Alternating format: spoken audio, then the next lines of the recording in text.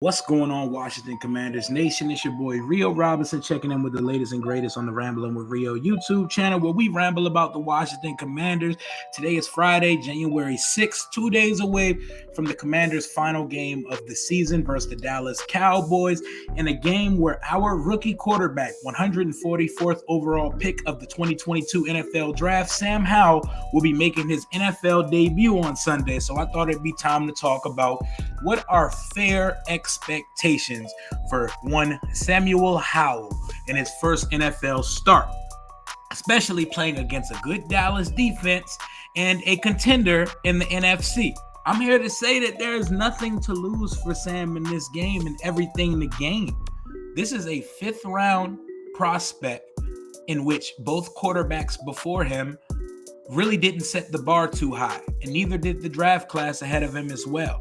Behind number 11 and number 4, whose names we will not say on this pod because we're moving on, and behind Kenny Pickett of the Pittsburgh Steelers, Desmond Ridder of the Falcons, Brock Purdy, which we're going to put an asterisk next to because he plays for a quarterback-proof system by an offensive genius named Kyle Shanahan. I've once saw him scheme Jabbar Gaffney open with John Beck and Rex Grossman throwing to him. So we're going to throw him out of this conversation. So we're talking about Kenny Pickett of the Steelers, Malik Willis of the Titans, Bailey Zappi of the New England Patriots, Desmond Ridder of the Atlanta Falcons.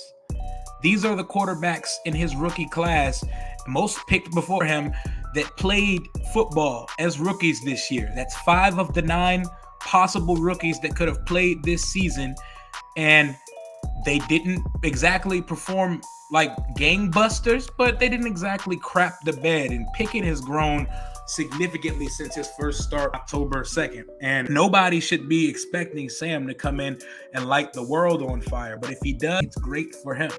But there's literally, you can't deem a 5th round pick in his first ever start versus a playoff contender a bust. And you can't call him a superstar if he balls, but if he balls out, that's great for him, and that's great for the possible QB future in Washington. I don't think Sam Howell should prevent or deter us from drafting or trading up for a quarterback in the first round of the 2023 draft, but the world is yours, Sam Howell. Go out and get it. So my predictions personally for him, one, before we even get to the statistical side of things, I don't really think there's no quantifiable number that we need to see from Sam to prove to us anything. It's the little things. Can he speak the language in the huddle? You know, NFL plays are like calling it's like reading an entire paragraph essay, especially in complex offenses like the Coryell system or Gruden system, where you need to call the formation, you need to call each player's assignment, you need to call the protection. It's a long thing. It could be a very hard thing for an NFL rookie to do. But based on what I've heard in the press conferences from the coaches, which could be taken for a grain of salt, and from what I heard from Sam in his presser that he had, Sam sounds like he's ready to go. And to me, he seemed a little peeved, and he sounds like he's been ready to go. I don't know. I may be reaching, but it sounds like the guy feels like he could have played weeks ago to me personally. Let it fly. There's no pressure on you, my guy. Play your game. You're a gamer. You're a playmaker. You could do it with your legs and do it with your arm. I want to see the ball come out of his hand quick. I want to see him know where he's going with the ball. I don't want to see him look like a deer in headlights and feeling phantom pressure because we have a terrible offensive line. Note that Sam does face the daunting task of going out there to take a test with the wrong answer. He's not going to get any help from the play callers or the coaching staff. It's all up to him to go out and make the best for it. But I actually think he does. I would like to see him build a rapport with our starting guys. We know he has a rapport with De'Ami Brown because his best years in college at UNC came with number 2, De'Ami Brown. And we ain't seen De'Ami Brown since he went off versus the Titans way back in week 5 of the NFL season. Caught 2 touchdowns that day. First 2 of his career. We ain't seen him. There's been an APB out for him since.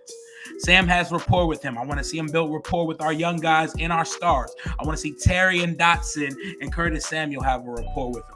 I want to see him actually build a rapport with the tight ends here because we've been pretty much a tight endless offense for the duration of the 2022 season. Be yourself, man. Be yourself. Do not try to change your game plan, and do not let shortcomings or early struggles prevent you from playing your game. It's going to happen. You're young. You're 22. Think about it like this, Sam.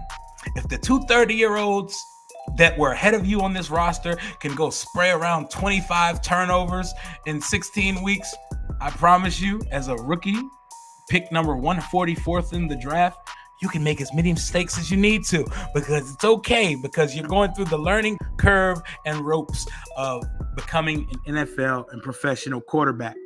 I just want to see it, man. Statistically, I'm gonna go with a nice little 19 for 32, 19 completions out of 32 attempts, 227 yards, a touchdown, and an interception, but also a touchdown on the ground and 48 yards on about 7 or 8 carries. So we got him finishing with 268 total yards, a touchdown through the air, a touchdown on the ground, and an interception. He may fumble it too. He's not a turnover machine, but hey, if you do turn it over a couple times, we forgive you. We watched turnovers happen all year long, no matter who was playing other than you. They aren't rookies. You are one. So you get that excuse on your side. Be yourself, Sam. Let it fly. And that would be a great debut considering how the rest of the NFL rookie class fared in their first starts. For reference, Desmond Ridder got his first start on the 2nd of December versus the Baltimore Ravens, and he threw for 218 yards, 0 touchdowns, 0 interceptions, 85 passer rating. That's nothing crazy. It's nothing to write home about, but, he did his part and he didn't shit the bed, and he didn't Nathan Peterman and hop in and throw 5 interceptions in like 20 minutes. Kenny Pickett, first start was October 2nd at the Jets. 120 yards, 0 touchdowns, 3 interceptions. But the last couple weeks, we've seen him beat the Raiders, and we've seen him beat Baltimore at Baltimore without Lamar Jackson. 244, touchdown to pick, 81 passer rate. 168, but he made some clutch throws and a game-deciding touchdown with an 86 passer rating. It's not a numbers game when it comes to rookie quarterbacks. We don't need flash-in-the-pan bullshit. We need to see sustainable NFL quarterback traits and flashes from a talented guy, and we need to see a guy with a chip on his shoulder and feels like the league done messed up. We've heard those words before. Sam, tell the league that they messed up and you shouldn't have been a 5th-round pick.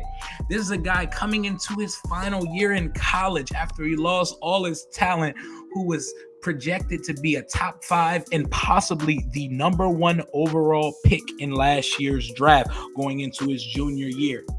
We don't like to make excuses for guys, but we're also talking about a quarterback who is the number 2 in passer rating / efficiency in ACC history behind Sunshine Trevor Lawrence at Clemson. This guy is no slouch. This guy is no rags to riches underdog story. This is a guy who actually saw lots of success in the ACC playing Division I football. Sam Howell, go have a day on Sunday. The fans are behind you, and make us proud. The world is your oyster.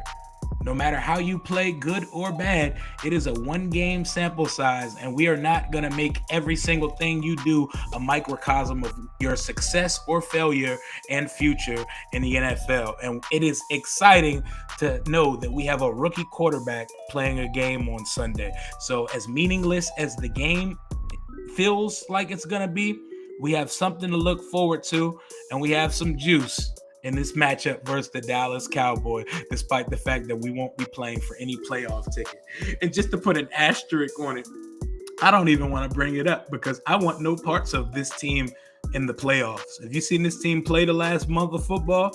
This is not a playoff football team, but it would be crazy with the cancellation of the Bills-Bengals game, which we got an update. DeMar Hamlin is recovering. He's been FaceTiming his teammates. He's able to speak using written words. You'd love to see it. God bless that man and his family. But could you imagine if they made an 8-team race like the NBA, where half of the league, 16 out of 32 teams, are now eligible to make the playoffs? Can you imagine us having Howell start and him punching our ticket to the playoffs and getting a playoff start?